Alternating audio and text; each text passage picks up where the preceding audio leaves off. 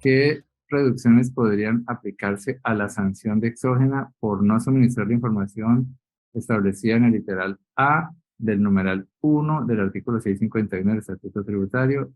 Esa sanción la liquida el contribuyente o la DIAN. Entonces hay que mirar el 651 del Estatuto Tributario, luego de ser modificado con el artículo 80 de la Ley 2277 de diciembre 13 del 2022.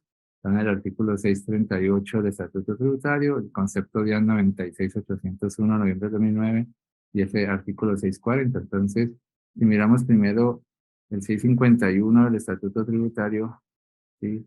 Como quedó después de los cambios que hizo la ley de Petro, la ley 2227, aquí busco el 651.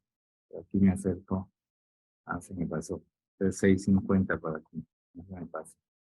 650, aquí ya se ve el 651 y el inciso primero dice: las personas y entidades obligadas a suministrar información tributaria, así como aquellas a quienes se les haya solicitado informaciones o pruebas, que no las suministren dentro del plazo establecido para ello o cuyo contenido presente errores o no corresponde a lo solicitado, incurrirán en las siguientes sanciones. Está numeral 1, que tiene literal A, B, C y D, y también hay un numeral 2, que abajito está el numeral 2.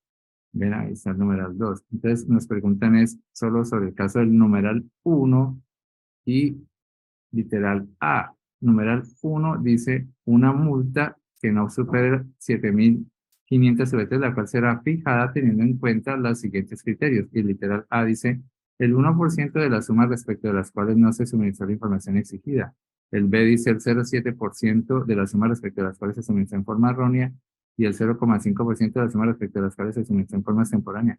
Estas tres sanciones A, B y C, o hasta esta D que está acá, siempre las impondría la DIAN, pero el contribuyente también se las puede autoliquidar y las liquidaría con las reducciones que están en el parágrafo primero, que dice que si no le ha llegado el pliego de cargos de la DIAN, por ejemplo, y yo la entregué tarde, entonces yo puedo liquidar el 0,5% de la información que entregué tarde y luego reducirla a su 10%, con lo que dice el parágrafo 1 de ese artículo 651. Lo mismo si yo entrego una información que tenía errores y luego la corrijo, yo puedo calcular el 0,7%, ¿sí? Sobre la diferencia entre el dato inicial y el dato corregido, y ese cálculo inicial reducirlo a su 10% con lo que dice el parágrafo 1 del artículo 651.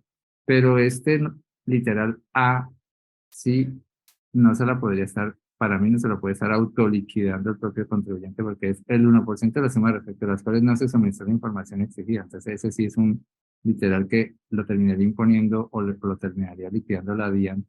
Y si lo termina liquidando la DIAN, lo que dice es que literal A, pues para mí le caben es las reducciones que sigan aquí en este inciso que están acá. Dice: la sanción a que se refiere el presente artículo se reducirá al 50% de la suma determinada según lo previsto en el numeral primero, ahí está el numeral primero, si la omisión es subsanada antes de que se notifique la imposición de la sanción, o al 70% de tal suma si la omisión es subsanada dentro de los 2 meses siguientes a la fecha en que se notifique la sanción. Entonces, omisión es no haber entregado la información, y ese numeral primero, literal A, dice exactamente eso.